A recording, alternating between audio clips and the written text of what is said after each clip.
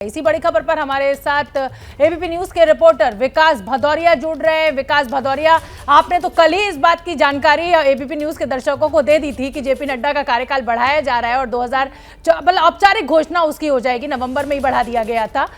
लेकिन ये मेरा सवाल आपसे ये है कि तमाम जो जीत की बात की जा रही है कि 120 विधानसभा चुनाव हुए, इसमें से 73 में जीत दर्ज की गई। जेपी नड्डा का जो काम रहा वो बहुत शानदार रहा। ये पूरी जानकारी आज गृह मंत्री अमित शाह के द्वारा दी गई। 2024 को दोहराना ही अब सबसे बड़ी चुनौती है और उसमें लग रहा है कि जेपी नड्डा सबसे अच्छा काम करेंगे बीजेपी को। जी हाँ, बिल्कुल। देखिए, उम्मीद है पार्टी को। और देखिए, सबसे जो बड़ी मजबूरी थी पार्टी की वो ये थी कि अभी संगठन के चुनाव होना बाकी थे। नए सदस्य बनाए जाते, नए सदस्य बनाए जाने के बाद संगठन के चुनाव होते, मंडल स्तर से लेकर प्रदेश स्तर, और उसके बाद प्रदेश स्तर के चुनाव पूरे होने के बाद राष्ट्रीय अध्यक्ष का चुनाव होता। तो इस पूरी प्रक्रिया में तकरीबन 1 साल का वक्त लगता है और 1 साल अगर खत्म होते होते वो जनवरी 2024 का वक्त आ जाता है। ऐसी सूरत में उस समय पार्टी जो है अगले लोकसभा चुनाव में जा रही होती और ये संभव नहीं था कि संगठन के चुनाव पूरे कराकर राष्ट्रीय अध्यक्ष का चुनाव कराया जाए और लोकसभा को कम तरजीह दी जाए। और इसलिए पार्टी ने फैसला लिया कि एक बार फिर से जेपी नड्डा को पार्टी अध्यक्ष के तौर पर नियुक्त कर दिया जाता है और उसकी औपचारिक घोषणा और औपचारिक मोहर जो है वो कार्यकारिणी की अब लग गई है। लेकिन जो महत्वपूर्ण बात गृह मंत्री अमित शाह ने यहाँ पर कही वो ये कही कि जो तमाम राज्यों में चुनाव हुए, चाहे आसाम हो, मणिपुर हो, मेघालय हो, गुजरात हो, महाराष्ट्र में शुरुआत में सरकार नहीं बनी लेकिन बाद में फिर से एनडीए की सरकार बनी।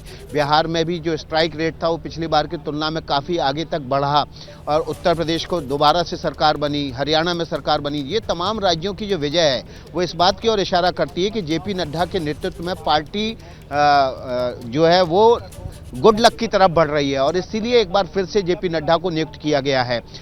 जो संगठन की मजबूरियां थीं वो सबसे बड़ा कारण बना है और यही वजह है कि जेपी नड्डा को एक बार फिर से 1 साल का कार्यकाल, तकरीबन 1 साल से ज़्यादा का कार्यकाल मिल गया है। और 2024 की जो जीत है अब उसकी इबारत अगर लिखी जाएगी तो उसका श्रेय जेपी नड्डा के हिस्से भी ज़रूर आएगा। बिल्कुल विकास, और खुद अमित शाह ने कहा कि बूथ संचालन बहुत अच्छा किया गया जेपी नड्डा के द्वारा और संगठन को जो मजबूती प्रदान की गई उसका पूरा का पूरा श्रेय अब दिया जाएगा जेपी नड्डा को एक नई इबारत लिखने के लिए। बहुत बहुत धन्यवाद आपका। क्या मजबूरी है मेरी, बताइए।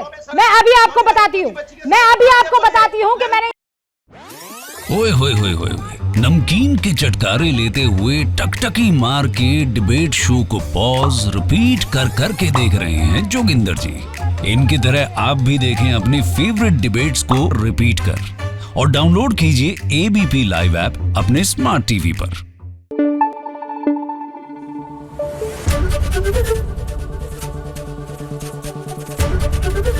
एबीपी न्यूज आपको रखे आगे।